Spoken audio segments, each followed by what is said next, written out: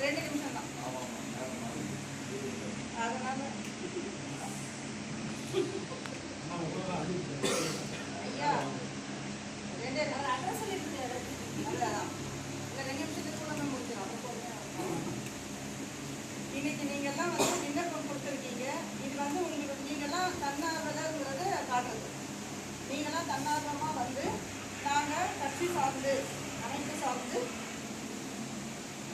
மக்கள் பணி செய்ய வரோம் அப்படிங்கிறத வந்து நீங்கள் காட்டியிருக்கீங்க. உங்களோட விண்ணப்பங்களை கொடுத்துருக்கீங்க. நீங்கள் ப்ரப்போஸ் பண்ணியிருக்கீங்க. உங்களுக்கான பொறுப்புகள் என்னங்கிறத சீக்கிரமாகவே வந்து ஆலோசித்து விரைவில் வந்து உங்களுக்கு அறிவிப்பாங்க. அறிவிக்கும் பொழுது அது எந்த பொறுப்பாக இருந்தாலும் பரவாயில்லை. அவங்க ஏற்கனவே இது சொல்லிட்டாங்க இந்த பாயிண்டே, இருந்தாலும் நான் அதை மறுபடியும் உங்களுக்கு வந்து சொல்வது என்னன்னா, கிடைப்பது எதுவாக இருந்தாலும் அதுலேருந்து மேலே வரணும்.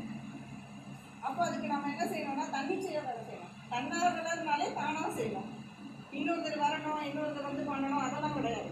நாமே நம்மை சுற்றி இருக்கிற இடத்துல என்ன நடக்குதோ அதை செய்யணும். தன்னார்வலர்னாலே அர்த்தம் என்ன அப்படின்னா, நம்ம எதிர்க்க நடக்கிற ஒரு பிரச்சனையை நம்ம பார்க்கும்பொழுது நமக்கு என்ன அப்படின்னு ஒதுங்கி போகாமல் அப்போ என்னன்னு கேட்டு நம்ம அதை சரியானதாக இருந்தால் சரியான முறையில் தீர்த்து கொடுக்குற அளவுக்கு நமக்கு தில்லு கேட்டு எல்லாமே இருக்கணும். சாதாரணமாகவே செய்வோம். இன்னைக்கு பொறுப்பும் கிடச்சி ஆளுங்கட்சின்ற ஒரு பேனரும் கிடைக்கும் போது சதனை கட்டி விட்டால் கொஞ்சம் பெருசாக செய்வோம். அப்படி எடுத்துக்கிட்டு நாமெல்லாம் சிறப்பாக செயல்படணும். இந்த ஸ்டாலின் அணி தன்னார்வலர்கள் தமிழகம் முழுவதும் எதிரொலிக்கணும். விரைவில் நம்முடைய மிகப்பெரிய கூட்டத்தை நாம் நடத்தணும். இது சேலம் மாவட்டத்தோடு மட்டுமல்ல, 40 மாவட்டத்திலேயே 38 தான். 2 வந்து 40 இப்போ எக்ஸ்ட்ரா பண்ணியிருக்கிறேன்.